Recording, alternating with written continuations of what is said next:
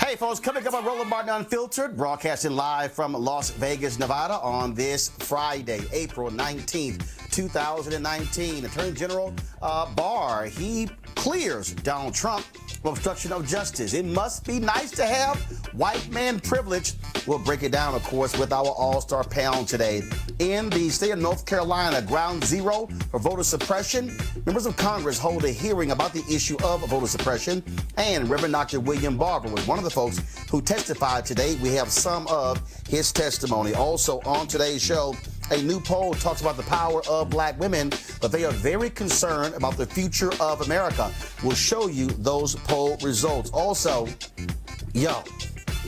this dumbass, crazy-ass white man literally wants Howard University to move because he wants to be able to walk his dog and it should be a dog park. You have lost your damn mind. Wait until I show you what this colonizer has to say. All right, folks, also tomorrow is April 20th, and that is Cannabis Day in Washington, D.C. Big Cannabis Festival happening here. We'll talk with the founder of the festival about the legalization and the opportunities for African Americans when it comes to the issue of cannabis. Also, folks, a stunning video. Police in Connecticut shoot an unarmed, innocent young black woman, fired 12 shots into her car. She's still hospitalized. We'll tell you exactly what took place. And also, Laura Ingraham, why does she keep sitting here messing with people? And Chrissy Teigen does not play. She called her a white supremacist. Y'all, we got all that for you. It's a jam-packed show. I can't wait to bring the funk on Roland Martin Unfiltered. Let's go. He's got it. Whatever the miss, he's on it. Whatever it is, he's got the scoop, the fact, the find. And when it breaks, he's right on time and it's rolling. Best believe he's knowing. Putting it down from sports to news to politics. With entertainment just for kicks, he's rolling. It's on go, y'all. It's Roland Martin, rolling with Roland now. He's funk, he's fresh, he's real, the best, you know he's Roland Martin now.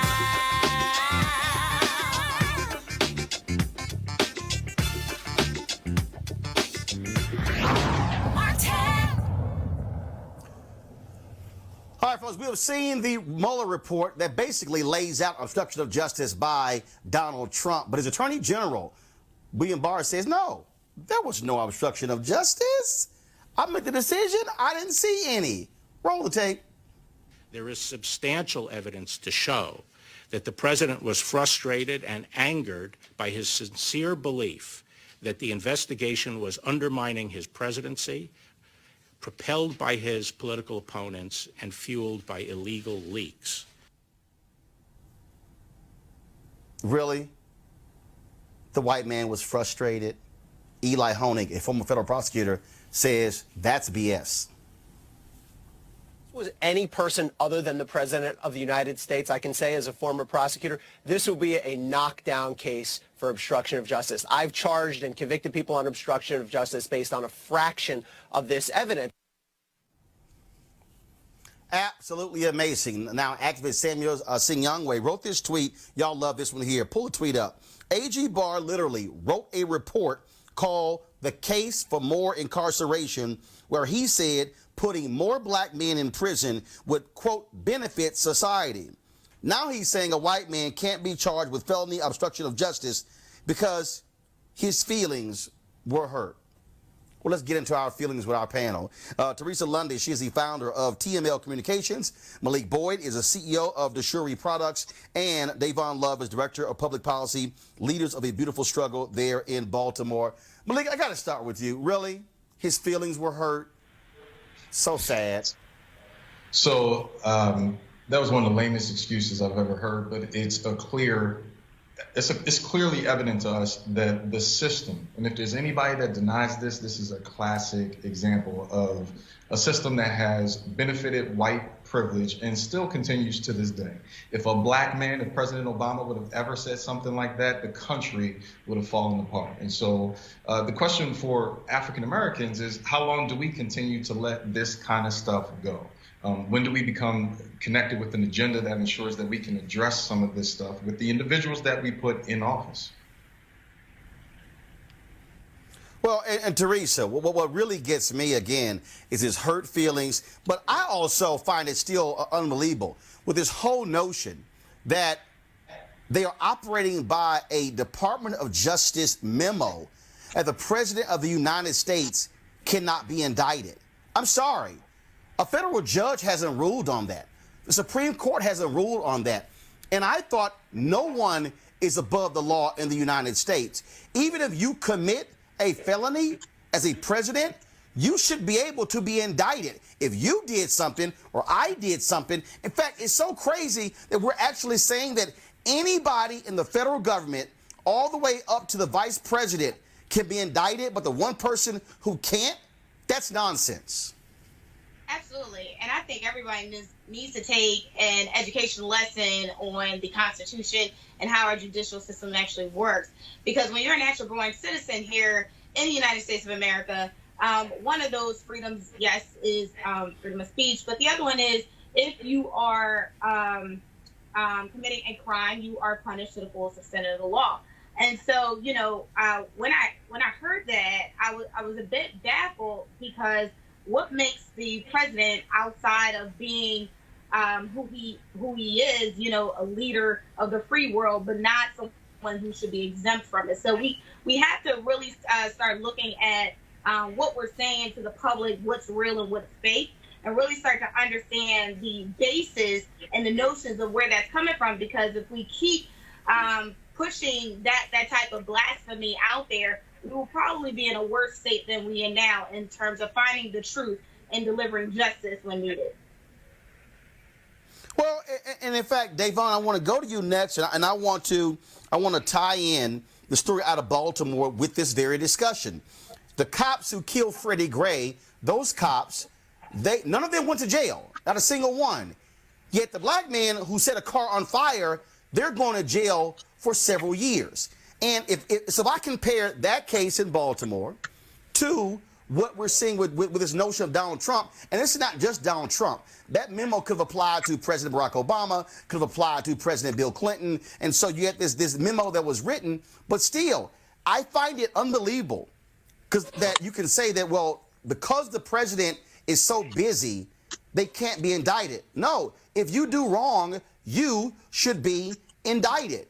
And the vice president, cabinet members, generals, all these folks, they can be indicted and not him. And what Donald Trump did, and his whole idea that, oh, well, you know, his people didn't follow through on his orders, Donald Trump tried to obstruct justice. It is undeniable. And you have two systems for those in power, those who are not.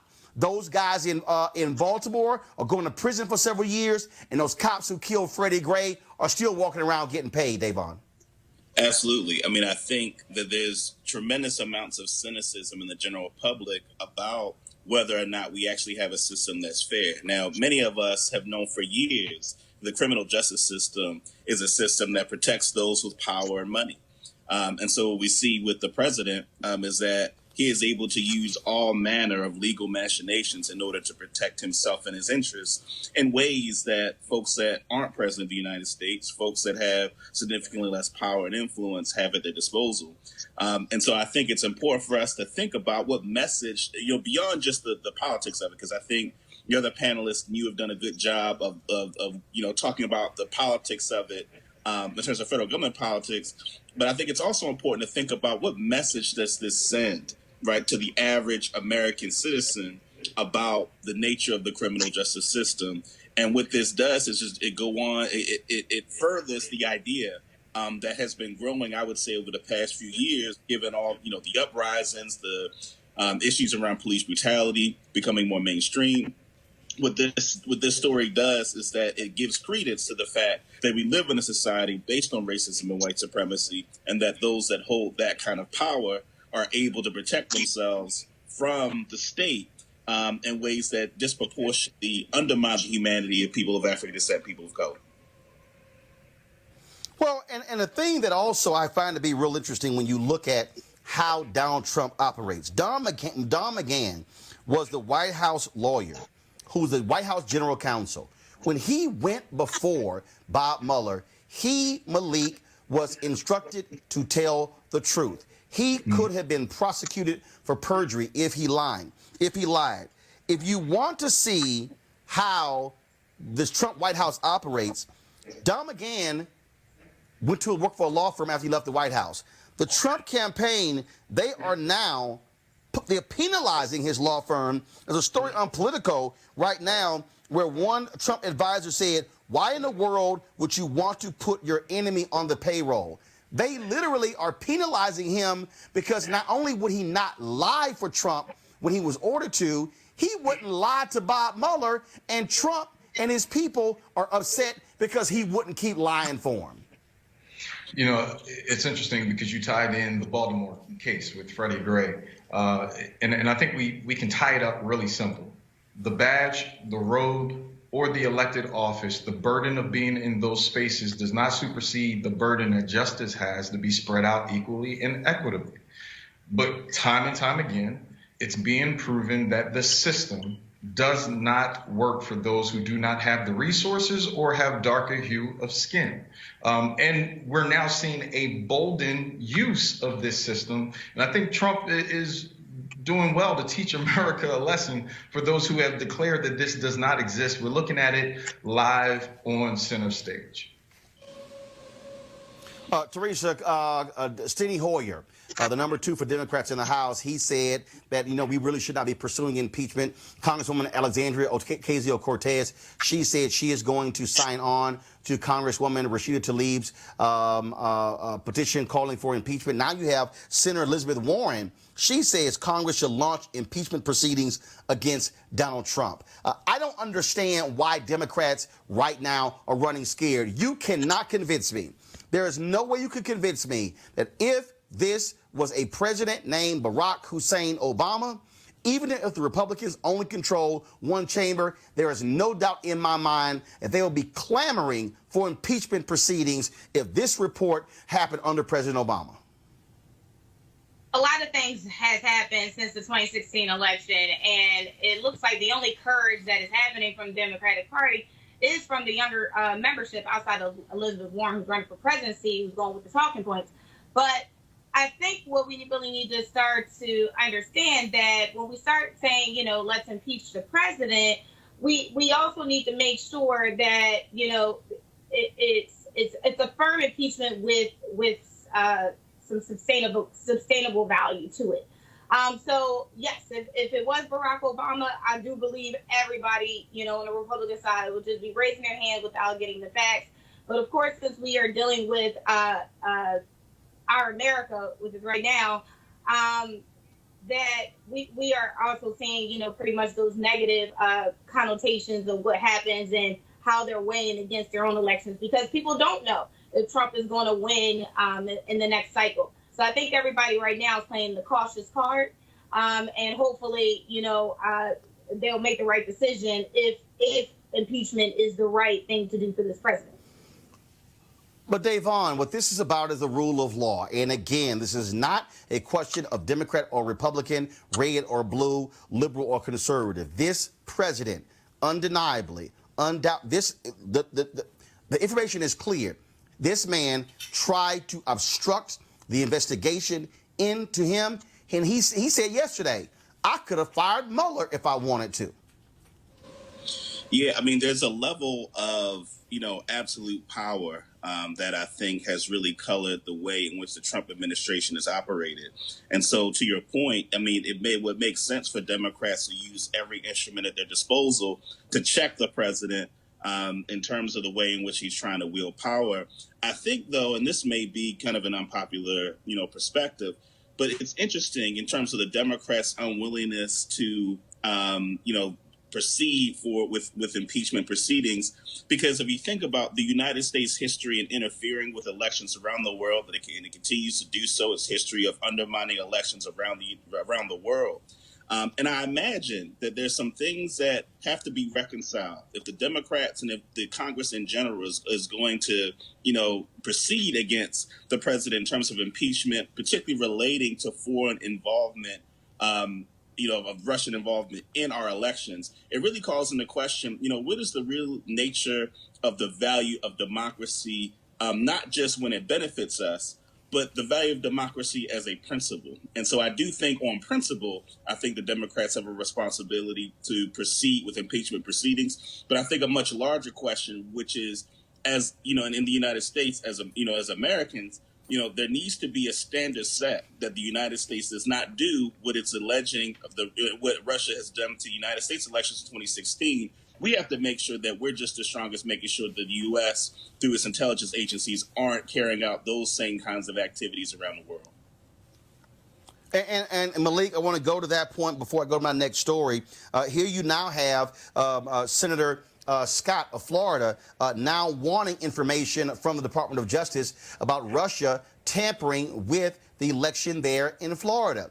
They, according to the Mueller report, they accessed data in Illinois and Florida. They laid out clear, undeniable evidence of Russia trying to help Donald Trump and help Bernie Sanders because they hated Hillary Clinton. You had Putin sending his oligarchs to America to establish ties with Donald Trump and his administration so they could lift those sanctions. And Donald Trump did exactly what Putin wanted by not following through with those sanctions. What you have here is an administration with deep ties to Russia. He's doing the bidding of Putin. And Republicans, why in the world are they not demanding that this administration do more to protect our election? There is no doubt Russia will try to do in 2020 exactly what they did in 2016. Well, Roland, I think my fellow panelists brought this out, and we just got to call a spade a spade. America has been involved in other countries' elections for years, hundreds of years, and we continue to do that same thing. And so, the Republicans aren't going to say anything. And to your point, it's not a Republican or a Democrat thing. It's government and what we have consistently done, not only on our own soil, but across the waters. I mean, yes, 1,600 and national elections look a little bit crazy, but try a local election in Philadelphia or Chicago and see what kind of tactics are used on a daily basis. So either we're going to drain the swamp and everyone in it that's been involved and create a new system, or things are just going to continue to do what they do right now. We create smoke screens, fake like we're angry, and wait for the next election cycle. All right, folks, let's talk about, again, when you talk about democracy and how important this is, let's go to North Carolina, where Congresswoman Marcia Fudge of Ohio held a hearing there dealing with Section 5 of the Voting Rights Act. We have detailed on this show for years what North Carolina Republicans there have been doing. They have been desperate to actually suppress the black vote.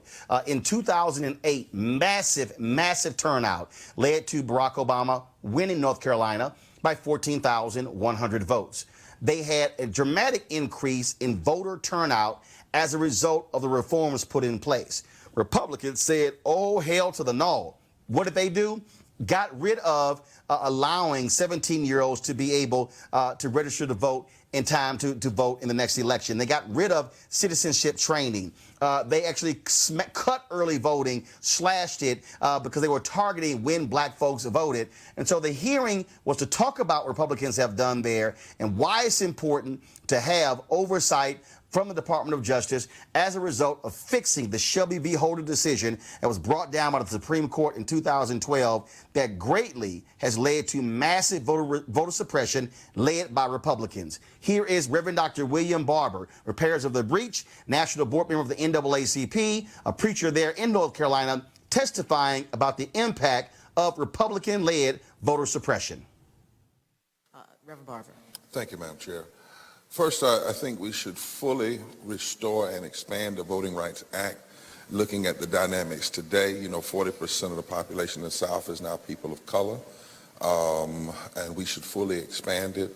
I think that we have to be very careful when I hear people wanting to make this about partisanism and keeping it where it is about race. Ultimately, voter suppression is racist voter suppression. That has always been, and that's what we continue to see. The court said here in North Carolina it was with surgical precision regarding race. I think we also, and I'd like to submit some additional things, but also issues like automatic voter registration at 18. If you can be registered for war at 18, automatically you should be registered to vote automatically at 18 to expand the vote. We should be looking at ways we can expand and more institutionalize early voting. All of those things that allow more participation. I'm haunted by that question the federal judge asked. Why is it that people don't want people to vote? And I would hope you would pull that from that federal, he asked it in court, it's in the record. Lastly, and I don't know how we deal with this, but beyond just restricting the right to vote, what we have had in North Carolina and in other places is an unconstitutionally constituted legislature then blocking the people of North Carolina from benefits like Medicaid expansion, like living wages. And then an unconstitutionally constituted legislature, once they lose in the federal court and lose in the state court, turn around and put things in the Constitution. And somewhere that is very troubling, that you can be elected by procedures that the courts say is unconstitutional, but use your unconstitutional ill-gotten power to then implement policies that affect people from their voting rights to their wages, to how we address poverty, to women's rights, to immigrants' rights. That is, if it's not wrong legally, it's certainly wrong morally, and I believe it is a fundamental undermining of democracy for those who have been unconstitutionally elected to then have the power to affect the lives of the people in every aspect and form of their daily lives. Davon, we know for a fact that Republicans believe in voter suppression. We know what has happened in North Carolina, what has happened in Mississippi, what has happened in Alabama, what has happened in Florida, what has happened in Texas, what is happening in Tennessee, where they're trying to criminalize folks who are registering those to vote. We know exactly what happened in 2016 with voter suppression in Wisconsin, where even the voter ID bill that was approved there by federal judges, they were foot dragging, where a federal judge had to call in Governor Scott Walker to the court and say, why is your office dragging their feet on issuing voter IDs? Donald Trump won Wisconsin because of voter suppression there as well. And I dare say, Davon, in 2020, Republicans are going to do their best to suppress the vote again because they did not like that black turnout for Obama in 2008 and 2012. Yeah, I think important context that I'm sure many of your viewers are familiar with. After the Civil Rights Act of 1964, Dr. Martin Luther King started working on the Voting Rights Act of 1965. And, what isn't publicized enough is that a part of the rationale for pursuing the Voting Rights Act of 1965 was because it was important to Dr. King that if we were serious about dealing with discrimination, beyond just protesting, that there were a tremendous amount of counties and municipalities in the South that were majority black in population, but didn't have the political power to govern those municipalities. And so, the gutting of the Voting Rights Act was a gutting of Black political power, right? Because the Voting Rights Act is an instrument of Black political power. And of course, we all know that Democrats are heavily reliant on the Black vote.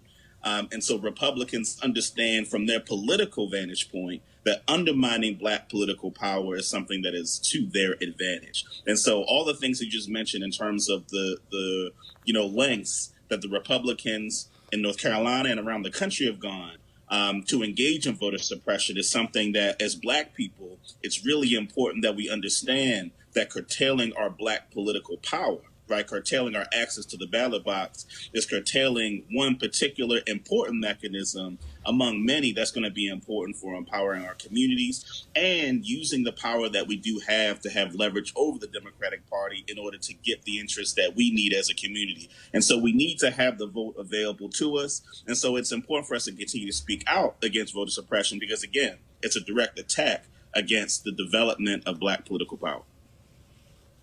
And look, Malik, the reality is Republicans can continue to run around and try to say, oh, we're not doing this. This is all about voter fraud or election fraud. But that's nonsense. This is an undeniable attempt to target Black voters. And for Chief Justice Roberts to say, well, look at the Black turnout, that means this is no longer needed. No, the Black turnout got so high that because of Section 5 and 1965 Voting Rights Act.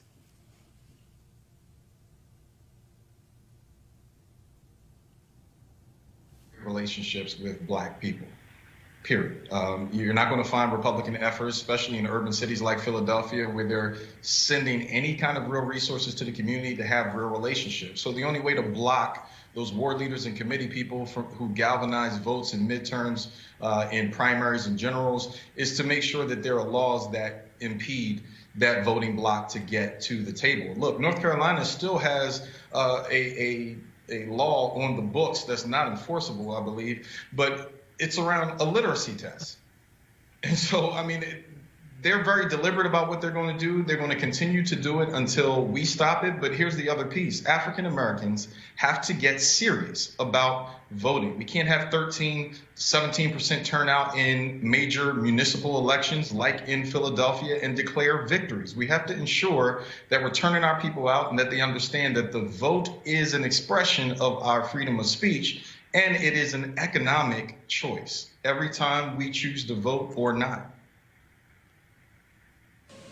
And look, Teresa, it's very simple. I keep telling people, don't think for a second that Donald Trump and his imps are not going to go after Black voters with voter suppression and young voters. And so all y'all white folks out there, you young voters, they targeting you as well, older voters as well. Republicans need to keep turnout low in order to ensure their victory because they want to turn out as many as white folks as possible. Absolutely, and it's real evident here in Pennsylvania. So there's 67 counties here in Pennsylvania, and the Republicans obviously are cheerfully with the results that happened in 2016. But because now we are a purple state, those efforts have started earlier than what was actually seen before. So what do I mean by that? So that means there are local grassroots organizations that have just sprouted up out of the blue that don't say necessarily Republican, but says conservative values. And those are touch points that are hitting into our universities, our 11th and 12th grade high school students. And then we have some candidates that have been running statewide that have been reaching out to some of the African-American majority and seeing if they can help them with the local elections. So, yes, they are pulling out all the stops to make sure that they secure their base for 2020. I think I looked at a report earlier about Donald Trump and his fundraising efforts. It looks like he was a little bit low. And Republicans are trying to figure out what to do because if the Democrats, obviously if we have the popular vote and then, we amount that with some urgency with some other votes, then, it's not going to look good for his reelection. But I think, again, we just need to be mindful and use our voices to the fullest extent, utilizing the organizations and our resources to better suit what's about to happen in the future. And let's talk about this election. Of course, there's a new poll out that breaks down how black women feel. It was conducted by SDK Knickerbocker. The poll was conducted for 3 groups focusing on women's reproductive rights. Now, this is what they found from black women. The chart on feelings about the direction of the country. The reddish colors to the left stands for angry, disgusted, scared, sad, nervous. Those negative attitudes total 78%. One reason why, when asked if they agreed with the statement, if we go down the same path, I do not think the U.S. will be a safe place for black women, 85% agreed. But black women are doing something about that. 91% of the black voters polled agreed with the statement. I voted in the most recent election because I felt like the stakes were too high not to. Is there any group who votes at a higher rate? I don't think so. Black women want to be seen for what they are. Here's the deal. 93% agreed elected officials need to understand that there are differences in the black community and not everyone thinks the same. Different from white women. Quote, as a woman of color, I want my elected officials to understand how my experience and my needs differ from their white women constituents. 89% agreement. Okay, one more. Black women were both more engaged in voting than their Latina and Asian counterparts, but also more worried about the future. And 2 major things there. And I want to pull this story here. I was looking on Politico about the effort that Senator Elizabeth Warren is making towards black voters. And I'm going to go to Teresa, then Davon. So, Teresa, Elizabeth Warren is getting a lot of attention from black activists for her very specific policies dealing with the issue of racial inequality. And so, look, if you're a candidate, you better be speaking specifically to what black women want to hear, and I dare say what black men want to hear as well, because there was a 6-point gap, a 9-point gap between black women and black men for Democrats, not only in 2016 with Trump, but also in 2012 between Obama and Romney. Teresa, you're first, then Davon. Yeah, so black women are obviously making their plea once again to those who are running to get our vote. As the studies and the polls have been showing that, yes, some of those disparities, the equal pay wage, the gap within that, some racial disparities, the women in prison and the dignity that happens within that. So most of these criminal justice issues that need to be reformed should be reformed. But I think some of the issues that we are having in terms of kind of getting that word out is really just kind of talking points. So for me personally, I'm not seeing any candidate outside of, especially the ones that have experience and, are sitting in the Senate, are really, expressing what they have done legislatively in their past about, dealing with those African-American issues. But yet they want to get on the campaign trail and say something different because they are running. So for me, I'm high hopes for those who want to do something. But again, I'm looking for a little bit more than lip service. Yeah, Davon, I think, when you look at this in terms of how black women feel, candidates better be smart speaking to those issues. But I do want to ask you, though, this poll is dealing with black women. I have been saying the last several years that Democrats better really pay attention. I get black girl magic. I get into targeting black women. But there's an issue there. There's a gap there between black men and black women voting for Democratic candidates. And black men are saying, I want to hear you speaking to me as a black man as well. Davon, what are your thoughts on that? Well, so a few things. I think the first is that there's a history of black women really serving as the backbone in terms of the political organization amongst black folks throughout our sojourn here in the United States. So you think about like the Montgomery Improvement Association, you think of someone like Joanne Robinson, who kind of was the operator of the machine that was the Montgomery Improvement Association that was, involved in the organizing that dealt with segregation down there. And so, there's history all over the United States like that, where you have, colored women's clubs, that were big parts of creating political organization. And many of the remnants of those political machines exist today. And so I think the data from the report that we're referencing just shows really the remnants of the political organizing that was really the bedrock of that. Now, to your point about the gap between Black women and Black men in terms of voting, I do believe if we really look at mass incarceration and the war on drugs, and we look at the particular impact it had on the social fabric of the Black community, if you think about the way in which Black men were essentially ripped from many of their families as a result of the policy of the war on drugs,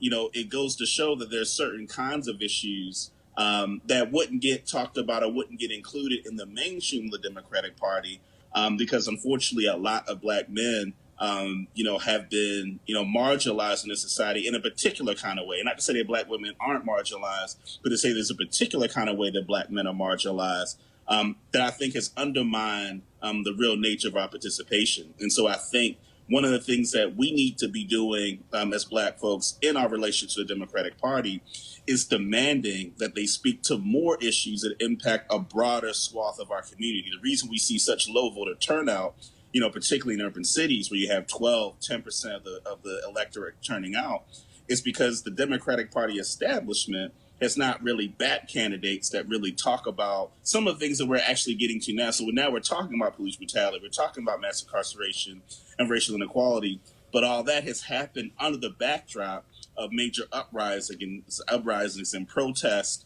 and challenges to the Democratic Party establishment. And so now we have this runway to talk about issues that otherwise haven't been talked about. And so using the machinery that Black women have laid the groundwork for politically, and then infusing more issues that impact broader swaths of our community, I think is the way forward.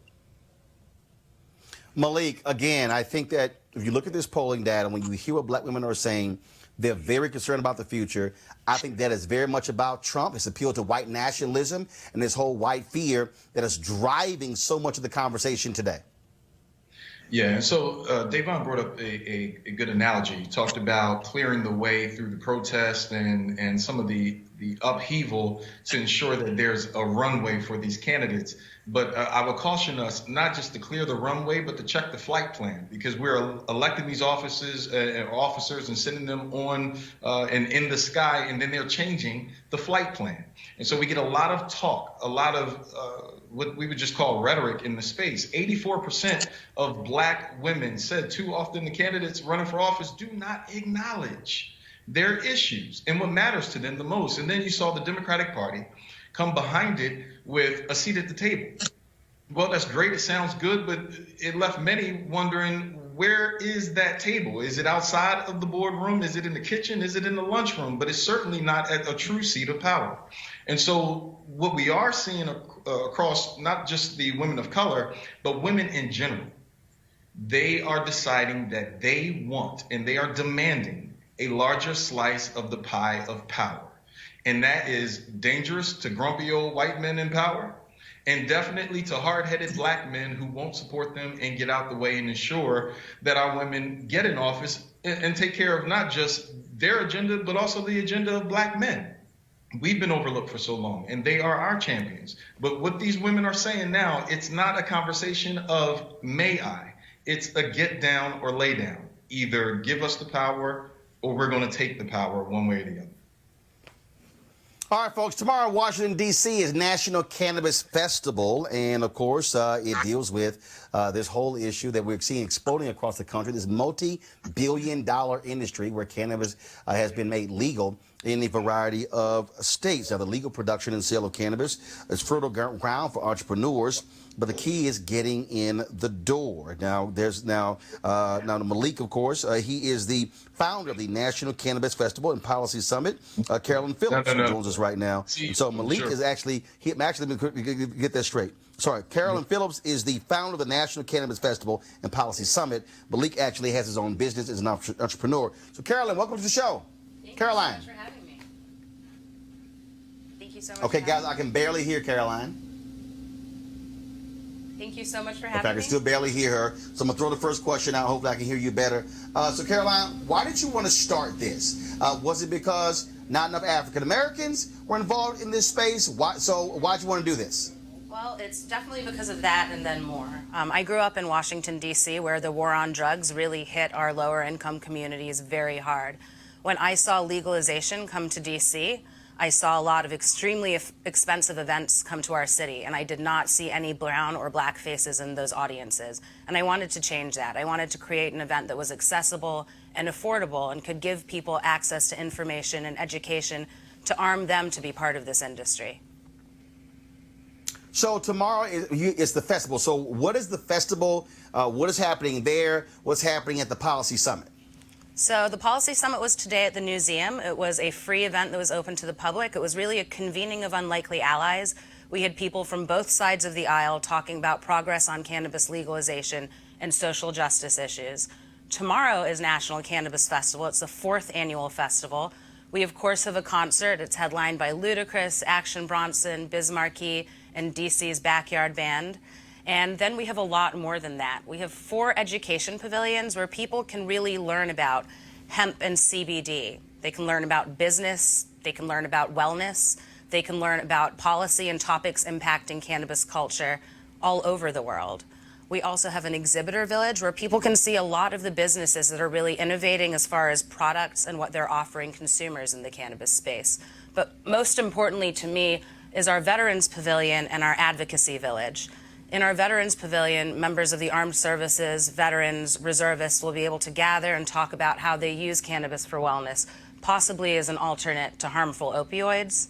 And in our Advocacy Village, we'll have 32 of the nonprofit groups that have been leading the charge on cannabis legalization, exhibiting, talking to folks, educating them, and hopefully arming them to return to their communities and keep the fight alive. So Malik, so many African Americans obviously have been impacted by the nation's drug wars, but when you look at the folks who are profiting right now, they don't look like us. You started your particular business. Is that what the genesis of it was? That like, look, if we were hurt by it before, we should be benefiting by it now. Partly that, and the fact that 2 years ago, our office was ground zero for quite a few dispensary conversations in Pennsylvania. And I got a chance to see the numbers firsthand, and also where the slices were being given to and sent to. And so, look, at DeShuri, we were intentional. We said that we wanted our executives to be minority. We wanted our investment group and the investors that we took on to be minority. We wanted our employees to be minority. And all of those things have come to pass. It's not a Band-Aid to fix the gunshot wound that exists in this equity conversation, but rather to show that there is excellence in minority operations. We have 60,000 members of the Black farmers or the farmers group in cannabis, and Black farmers have been largely cut out of it. You're talking about 4.2% in minority participation when we talk about levels of ownership and executive actions inside of cannabis companies. And then we watch the banking bill, quite frankly, and we're hoping that we're able to move that forward along with state standards in PA and Maryland and Georgia. But making sure that African Americans and minority businesses do not get banged at the level of transaction as it relates to our businesses. If we're not able to bank, we're not able to really sustain ourselves, because most of these investment groups have enough in the tank to wait this thing out. Most minority groups are still waiting for the opportunity to hang in there. And so I'm excited about what's happening in DC for 420. And I think around the country, minority groups are coming together to support efforts like that in legislation. Davon, there's been a lot of criticism there in your state of Maryland, the lack of African Americans with dispensaries. They felt that there should have been more protection by the state legislature, by the Black Caucus when those bills were passed. We're seeing this in other states as well. And so I think, look, at the end of the day, this is an opportunity. And I've had conversations with other individuals, Montel Williams, of course, one of our partners on the show. They had a whole crowdsourced funding deal to buy farms. This is an issue that, for African Americans, is an economic opportunity. And we should be having the conversation and be in the conversation and not be left behind when this thing is, I won't say it's right now, it's, for lack of a better phrase, fertile ground. But at the end of the day, this is not truly an industry that is already at capacity. We have an opportunity to actually be a part of this. Now we got to be engaged, Davon. Absolutely. And you're right, about the state of Maryland, where, you had a lot of, white money really has driven the nature of licensing here in Maryland. White money's relationship, to the presiding officers and the Democratic Party leadership. And so, that's one of the things that's going to be a struggle if we're looking at getting more Black folks access to those opportunities, is that, they're competing against folks that just have more resources at their disposal. Now, one of the things that we're actually looking at here in the state of Maryland, my organization, Leaders of a Beautiful Struggle, and our director of research, Lawrence Grand Prix, has been thinking about the idea so there's one conversation to be had about business opportunities. And those business opportunities can include, growing, but it can also include other ancillary industries, the paraphernalia and whatnot. But what we're looking at is, how do we take the enormous tax revenues that are going to be generated, and how do we make sure that those are actually directed to the communities most directly impacted by the war on drugs? Because even though, it's important to look at ways to make sure that we're included on the business side, what we know is that there will be tax revenues to be generated. And in other states around the country, it was ranged between 50 million to 200 million, depending on the state, depending on the tax structure. And so one of the things we're looking at is, how do we make sure that those resources don't just go to the general fund, but how do we make sure those resources are targeted at community opportunities, opportunities for the community to be empowered, whether it's through community development opportunities, whether it's through investing in, programs that can uplift people that are in those communities that were ravaged by the war on drugs. So I think that's also the other angle of this that's important to talk about, is how do we make sure those tax revenues are directed in a way where our community can be repaired from the harm that's been done. Teresa, I want to get your thoughts, and I'm going to finish up with Caroline. Teresa, go ahead. I think it's a great opportunity for economic development for African Americans. I think it's fine time that we have not only licenses, but the opportunity to be a part of a growing industry. So I applaud those efforts. I applaud the festival. I believe this is their second annual. But also the African American woman with the vision to do this, to know that it's more about networking and selling, but it's also about the policy that we can impact and change lives and communities every single day. Caroline, we know that the reason this is being held up in New York State is because the Black Caucus is also demanding what is going to be the impact for African Americans. This is where Black state legislators across the country can use their power to ensure African Americans are not left out of this process. Again, we were hurt greatly as a result of these drug policies, and then we should not be left out of the opportunity to participate on the business side of the growing cannabis industry. Caroline, your final comment, your thoughts on that question? Absolutely. We have states that are now using tax money from cannabis to pay bills, but we have people sitting in jail for paying their bills with money from cannabis. So that needs to be evened out. And I think before we rush for full federal legalization, we need to make sure there's a good foundation for equity. Because if you look at the .com boom and the whole Silicon Valley, you don't see people of color and you don't see women. And that's because we weren't at the table when those decisions were being made. All right, where can people go to get more information on the National Cannabis Festival? You can visit nationalcannabisfestival.com. Tickets are still on sale, and we'll be setting open the gates at high noon tomorrow. All right then, Caroline Phillips, we appreciate it. Thanks a lot. Thank you. All right, folks, let's talk about this disturbing video out of New Haven, Connecticut. Roll the tape, please. In this video, what you will see is Stephanie Washington and her boyfriend, Paul Witherspoon III, both African Americans. They were in the red car. They came to a stop. We see one cop jump out of his car. In just 4 seconds, he fires at least 3 shots that we can see. Washington was hit in the face. Witherspoon, the driver, who was a suspect in an armed robbery, was taken into custody, but he was released a short time later without charges. Now, Washington was rushed to the hospital and is expected to survive. Another officer was shooting from the front of the vehicle, but this video does not show that. Cops initially said the driver exited the vehicle as soon as the officer stopped him. Well, that seems contradicted by the video. No shock. The officers involved are Devin Eaton of the Hamden Police Department and Terrence Pollock of the Yale Police Department. They both are on administrative leave pending an investigation. There have been a number of protests demanding the officers be fired and the body cam footage be released. And so we're going to be sure to keep you updated on that particular story. Now let's talk about this story we mentioned yesterday. White gentrifiers walking their dogs and picnicking on the campus of Howard University. Well, a local reporter on the Fox affiliate did an interview. And this white man, y'all, I can't even, just roll the tape. They're in part of D.C., so they have to work within D.C. If they don't want to be within D.C., then move the campus. I think we need to work together, and I don't think it should be a he or there or here. It's our community, and that's how it should be. Okay, you can come back. What time? I'm sorry. Teresa, what the hell? Howard University should move? No, Howard University should move, but this is the definition of white privilege and what's going on in D.C. as it relates to gentrification. So I hear them as they say our community, but our campus and our tuition is two very different scenarios.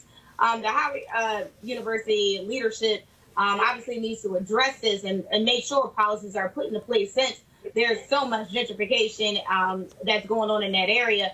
But also, I'm actually glad that the local affiliate of Fox actually did do a piece on this, because it does show the disgrace and the disproportionate devisement of what's going on with some white Americans. And so I think, again, if, Howard University needs to make sure they put a stop to this, because they wouldn't do this to the Georgetown universities or the Lands and the American University, because it wouldn't even got to the local affiliate station if that happened at their school. So there definitely has to be some policy in place to ensure the safety and security of our students. Malik, Greg Carr, of course, chair of Howard University's Afro-American Studies Department, frequent panelist on this show. He tweeted this 2 hours ago. Dogs got nothing to do with it. They go where they're taken and where they're allowed. This is all about people. And in this country, no group respects black people until they're made to. Walk your dog on HU campus and find out how much we respect ourselves, Malik. I love Greg. I'm so glad that he's a panelist on your show, and I think his tweet is spot on. Actually, if I were you, I'd love to see an interview with you, Greg, and this guy and see how that went for him. Look, this guy got 2.3 minutes of fame saying something really crazy out of his mouth. But he is a token or an indicative of a greater issue, and that is, to Teresa's point, white privilege and its boldness, the fact that it is getting bolder every day. The gall to say that your dog walking has more priority than the education of any individual, let alone minorities, is absolutely insane. Let's not give him any more attention, but let's focus on what's happening with gentrification and how we can protect not just our universities, but the communities around it that support it as well. But Davon, we have to, focus on this, because what he said is what he articulated, what many people think, and it's that sort of the attitude, oh, y'all should move, when Howard has been there when his ass would not move into a black neighborhood. Yeah, and I would actually take it a step further. That statement is an extension or a representation of the larger colonial mentality that is a part of the collective American consciousness, where black people are literally just objects of other people's thought experiments, where black people simply serve as commodities to be trafficked for the interest of white institutions and white folks' pleasure. And so when you think about gentrification and the way that it's happening around the country, you have like the kind of hipster kind of profile, the kind of person that is proximate enough to black suffering, that there's a sense of enjoyment from being in close proximity to it, while at the same time, having interest in really just destroying communities and neighborhoods in which black people live and struggle every day for the purpose of their own enjoyment. And that's the quintessential mechanism of colonialism. And as Dr. Carr said, the way to fight colonialism is that as black people, we need to stand up and challenge when white folks engage in activity, engage in discourse that justifies the dehumanization of our people. All right, y'all, I got to end the show on this. Super white woman Laura Ingraham of Fox News was not happy that Chrissy Teigen was named to the Time Magazine 100 Most Influential list. This is what she said on her show. Well, speaking of glamorous, model and wife of John Legend, Chrissy Teigen, was also chosen as one of the 100 most influential. Now, she's also known for her vicious attacks on President Trump, and she was chosen, according to the profile, because, quote, all her life, Chrissy Teigen has liked to eat. She's not shy about that or anything else, really. Well, that's nice and innovative, I guess, eating. But did most Americans like her take on female empowerment during last week's Democrat retreat? I think it's possible to be really angry all the time. If there was one word you would help particularly women use more frequently, what would that one word be? F you. I'm sorry, speak of the left. You're very... Well, y'all, Laura was just taken aback that Chrissy would use such language. This is how Chrissy fired back on social media. I wonder if she is offended that her hero, Donald Trump, was quoted by the Mueller reporter saying when he heard there was to be a special prosecutor, I'm fucked. Okay, when Trump put out tweet today with the word bullshit. So okay for Trump, white male Republican, not okay for Teigen, a black female Democrat. Keep in mind that Laura was not on the list. Teigen, feeling Laura's pain, tweeted, when Time comes out with their 100 most influential white supremacist list, I promise I won't question your worthiness. She also said that if there's a list of the 100 most influential white supremacists, Laura would be on the list. See, y'all gotta understand, Chrissy, y'all, she's of Thai and Norwegian descent, married to John Legend. Don't mess with her. Regular, she'll cut you deep. So that's how it goes. All right, first of all, I want to thank Davon. I want to thank Malik as well as Teresa for joining me on today's show. Folks, I'm here in Las Vegas for the board meeting of the National Association of Black Journalists, where I'm Vice President Digital. And so we've been meeting here. Our campaign against CNN continues. We want to thank all of you who have supported us. Just an update, they, of course, Warner Media announced they're hiring an executive position that will be reporting directly to the head of Warner Media when it comes to diversity. Don't think for a second that didn't happen because we met with them. And also ABC News announced that they were hiring an executive to deal with the issue of diversity inclusion. That announcement came after we also sat down with them. And so we're going to give you an update on how these companies are doing over the next several weeks. The pressure will stay on because we're all about representation of black people. Let me say it again, of black people in the executive ranks as well as on the air as well. Also, folks, on Sunday, I'll be I'll be on the plane for half today, flying back to D.C. Married 18 years to Reverend Dr. Jackie Hood Martin. So that takes place on Sunday. Normally, I show you a photo, but I don't have my iPad hooked up to it. So y'all know how she looked. And so, again, I'll be celebrating our anniversary this weekend. So looking forward to that. If you want to support our Bring the Funk fan club, please do so by going to RolandMartinUnfiltered.com. Also, by the way, all of you who have given to us via Cash App, y'all got to send us your email so we can send you the promo code so you can have a discount on items that we have on our website. I'm going to let you know the first items that we're going to have on the website for sale next week that you'll be able to get a discount. Books, pocket squares, and some other items that we have. And so we look forward to that. So again, go to RolandMartinUnfiltered.com if you want to join our Bring the Funk fan club. We end the show the same way always on Fridays with a list of all the folks who are members of our fan club. If you're not on the list, send me an email and we'll make sure it gets taken care of. And so y'all have an absolute fabulous, fabulous weekend. I gotta go. Holla!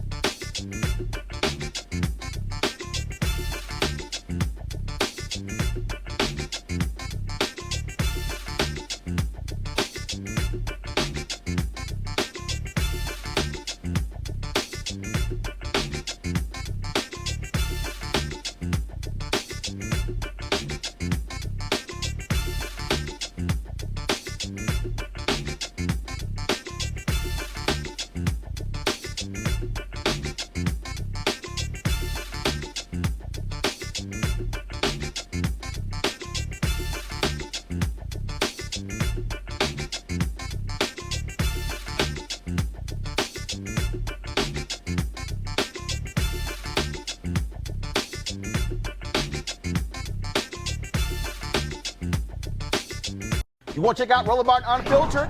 YouTube.com/Roland S. Martin. And subscribe to our YouTube channel. There's only one daily digital show out here that keeps it black and keep it real. It's Roland Martin Unfiltered. See that name right there? Roland Martin Unfiltered. Like, share, and subscribe to our YouTube channel. That's youtube.com/Roland S. Martin. And don't forget to turn on your notifications so when we go live, you'll know it. Hey fam, want to check out Roland Martin Unfiltered? The blackest show on all of digital, cable, and broadcast. Check out our audio podcast. There's only one daily digital show out here that keeps it black and keep it real. It's Roland Martin Unfiltered. Press play. You want to support Roland Martin Unfiltered? Be sure to join our Bring the Funk fan club. Every dollar that you give to us supports our daily digital show. There's only one daily digital show out here that keeps it black and keep it real. It's Roland Martin Unfiltered. Support the Roland Martin Unfiltered daily digital show by going to RolandMartinUnfiltered.com. Our goal is to get 20,000 of our fans contributing $50 each for the whole year. You can make this possible. RolandMartinUnfiltered.com.